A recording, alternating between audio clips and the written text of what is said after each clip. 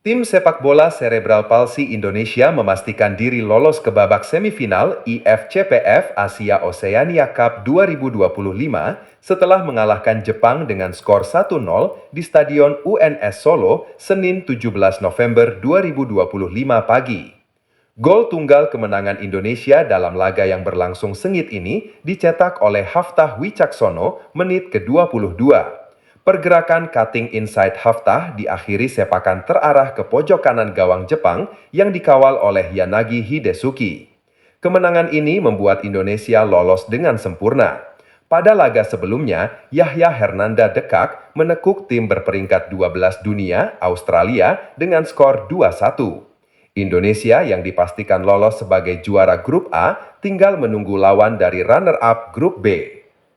Pelatih tim sepak bola Cerebral Palsy Indonesia, Yanuar Duma Ardianto, mengapresiasi perjuangan tim pada laga kedua ini. Para pemain bisa fokus membongkar pertahanan Jepang hingga 1 gol yang dibutuhkan untuk mengunci 3 poin bisa lahir dari sepakan indah Hafta. Pertandingan hari ini benar-benar adu strategi. Kita bermain dalam tempo lambat karena Jepang bermain lebih bertahan. Mereka menumpuk pemain di belakang dan kita harus sabar bermain ball possession dan cari peluang, kata Yanuar dalam jumpa pers usai pertandingan.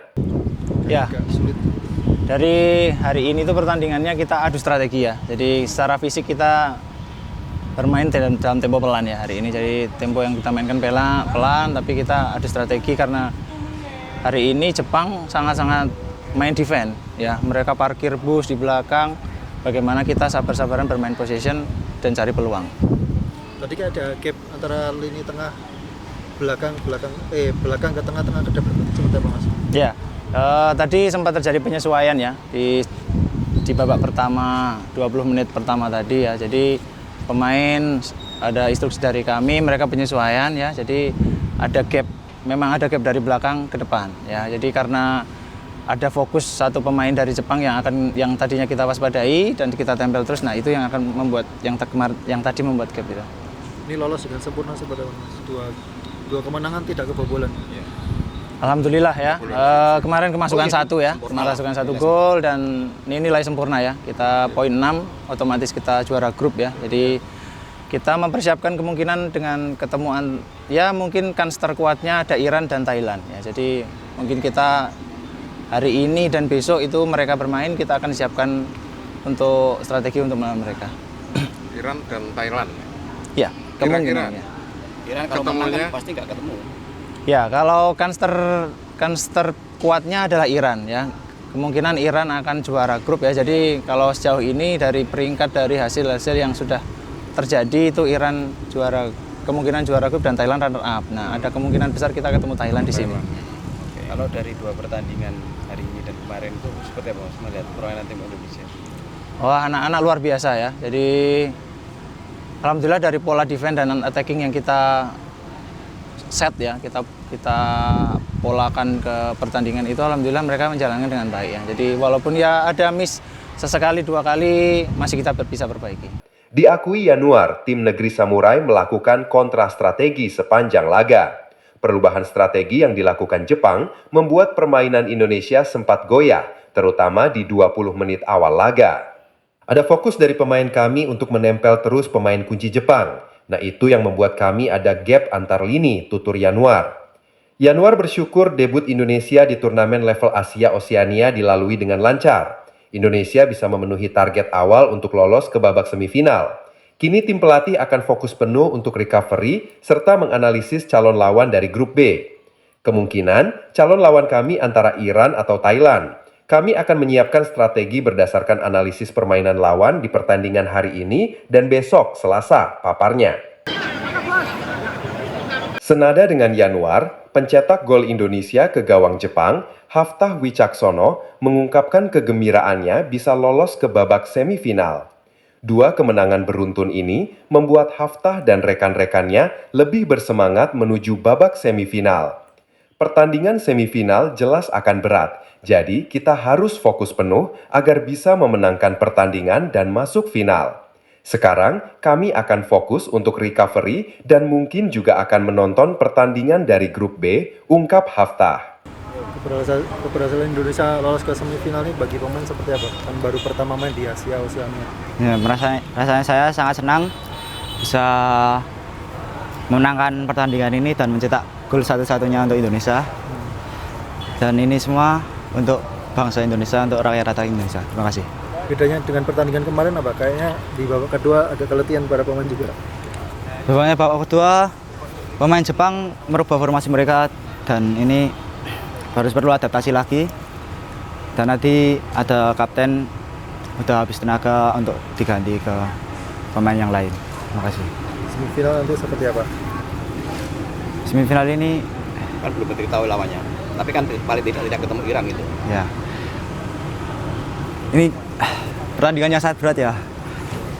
Semifinal ini berat dan pastinya harus fokus dan semoga bisa memenangkan pertandingan dan menuju final. Terima kasih. Karena kalau menang langsung lolos Piala Dunia nih, Ya. jadi kan tanggung Amin. masalahnya. Ya. Insya Allah menang. Insya Allah menang.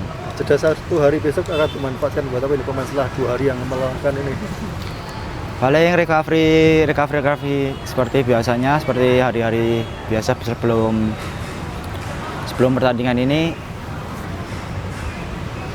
Ya recovery seperti biasa di hotel atau di lapangan, latihan-latihan ringan kayak gitu. Terima kasih. Masuk nonton nanti grup B juga. Ya, pasti nonton lawan-lawan yang lain lah. Gimana perasaannya, gimana dengan satu gol tadi yang menjadi penentu, mungkin bisa Haftah bisa komentar. Sangat senang ya Pak bisa mencetak satu gol dan menentukan kemenangan untuk timnas Indonesia. Terima kasih. Oke. Golnya kemarin prosesnya juga sama ya kayaknya ya? Gol yang kemarin saya kasih asis Oh, asis ke ya? Oh, asis ya, nomor 8 nomor ya? 8, iya Pak. Sementara itu, pelatih tim sepak bola cerebral palsy Jepang, Lee Woo-yang, menilai laga melawan Indonesia berjalan sulit. Ia tak menyangka Indonesia tetap bisa bermain agresif meski baru saja menjalani laga melelahkan kontra Australia. Tim Indonesia sangat berkualitas. Meskipun kemarin mereka sudah bertanding dan mereka juga sangat lelah, tetapi mereka bermain sangat baik melawan Jepang. Itu luar biasa, kata Lee Woo-yang.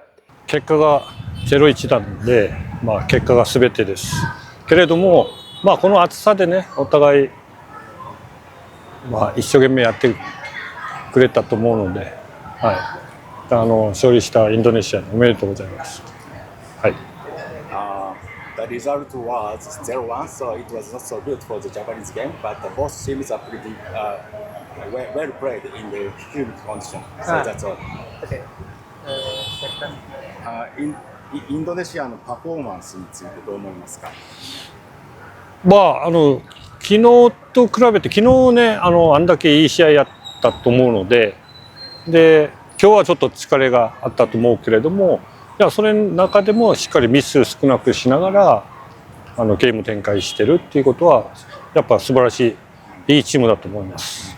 Indonesia football is very qualified, and even though they had a game yesterday, and also that they are pretty tired, but they played very well in four against Japan. So yeah, it's improved a lot. 明日オーストラリア戦がありますけれども、勝算についてどう思いますか？いや、もううちの今の力を出し切って、はい、戦ってもう決勝トーナメントに行きたいと思います。Jepang akan menentukan nasibnya sendiri di pertandingan melawan Australia. Laga pamungkas grup A akan berlangsung di Stadion UNS Solo Selasa 18 November 2025 pukul 8 waktu Indonesia Barat. Jepang akan berupaya memenangkan pertandingan meski para pemain masih berusaha beradaptasi dengan kelembaban udara di kota Solo. Sebelum ini, kami tidak pernah menang setiap melawan Australia, tetapi kami akan mencoba bersiap lebih baik untuk pertandingan besok. Kami berharap bisa mendapatkan hasil yang baik agar lolos ke babak berikutnya, tutur mantan pemain tim nasional Korea Selatan ini.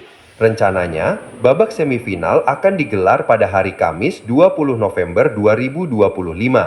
Indonesia akan bermain sore melawan runner-up grup B di Stadion UNS Solo. Sementara, laga babak semifinal antara juara grup B melawan runner-up grup A akan dilangsungkan di Stadion Sriwedari Solo mulai pukul 18 waktu Indonesia Barat.